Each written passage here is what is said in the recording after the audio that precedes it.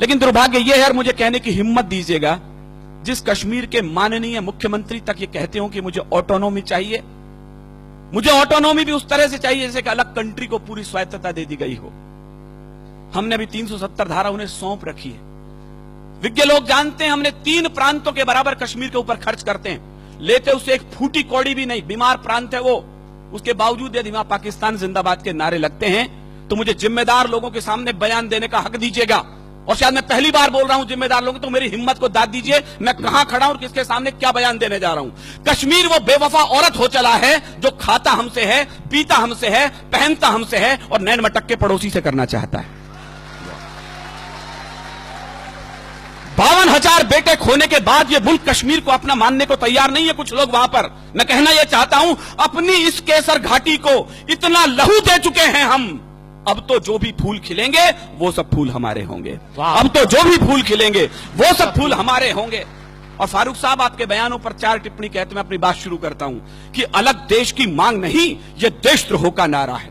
और कहीं कविता हो, भुवन जी जैसे बड़े भाई मेरे यहां बैठे, मैं आप तक पहुंचाता हूं। अलग देश की मांग नहीं, यह देशद्रोह का नारा है। ठंडी झीलों से निकला जो जलता सा अंगारा है, उन बेटों से गद्दारी है जो पर्वत पर सोए हैं। या पुलिस के जवान और सेना के जवान हैं, मैं आज की शाम उन्हें अपनी कविता सौंप रहा हूं। उन बेटों से गद्दारी है जो पर्वत पर सोए हैं, ना इंसाफी है उस मां से जिसने बेटे खोए हैं। और तुमको भी फारूक जी इसका, मुझे एक एक श्रोता के हाथ खड़े करके तालियां चाहिए इस बार मैं ठीक बोल रहा हूं तो, तुमको भी फारूक जी इसका सचमुच ध्यान रहा होता अगर तुम्हारा बेटा सीमा पर कुर्बान हुआ होता। अगर तुम्हारा बेटा सीमा पर कुर्बान हुआ होता, अगर तुम्हारा बेटा सीमा पर कुर्बान हुआ होता। तुम कहते हो कश्मीर के तुम ना जो सीएम होते, कहते हैं तो मैं हिंदुस्तान में हूं, यहाँ के विवादास्पद सूबे का सीएम हूं, मैं होता तो वहां का प्राइम मिनिस्टर होता। फारूक साहब, हिंदुस्तान में राजस्थान वो मिट्टी है जैसे इतिहासों को आईने दिखाए हैं, एक आईना मैं दिखाता हूं। तुम कहते हो कश्मीर के तुम ना जो सीएम होते, जाते पाकिस्तान वहां पर तुम उनके पीएम होते।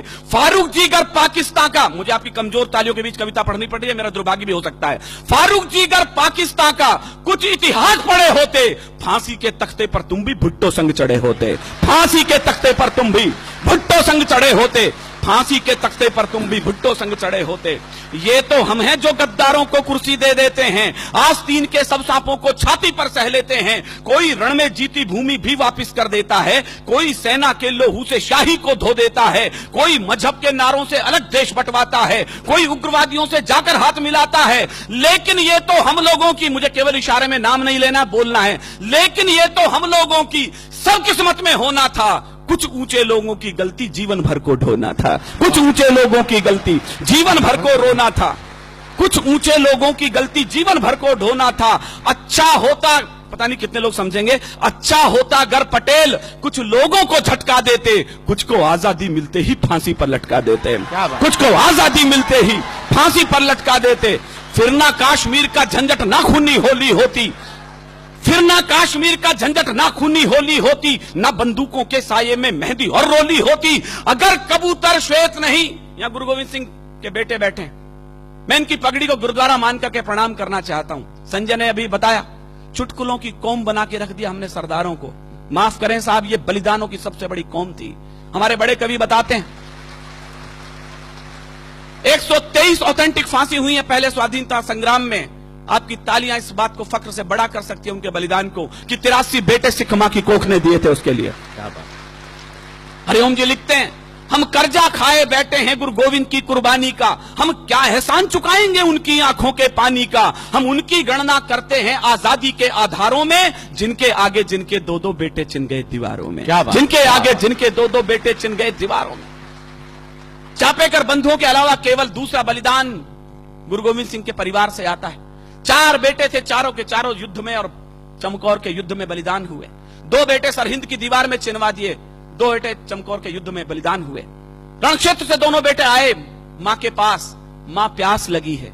मां ने कहा शर्म नहीं आती रणक्षेत्र में खड़े हो, शत्रु के लहू से प्यास क्यों नहीं बुझा लेते। क्या बात, दोनों के दोनों बेटे बलिदान हो गए।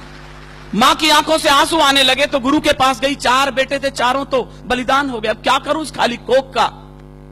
जो उत्तर दिया गुरु गोविंद सिंह ने, मेरे रोंगटे खड़े होते हैं। देश धर्म के वास्ते वार दिए सुच्चार, मत बजाना विनीत चौहान की कविता पर तालियां।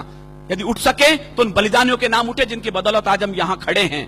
देश धर्म के वास्ते वार दिए सुत चार, अरे चार मरे तो क्या हुआ, ये जीवित कई हजार। वाह वाह, चार मरे तो क्या हुआ, ये जीवित कई हजार। चार मरे तो क्या हुआ, ये जीवित कई हजार।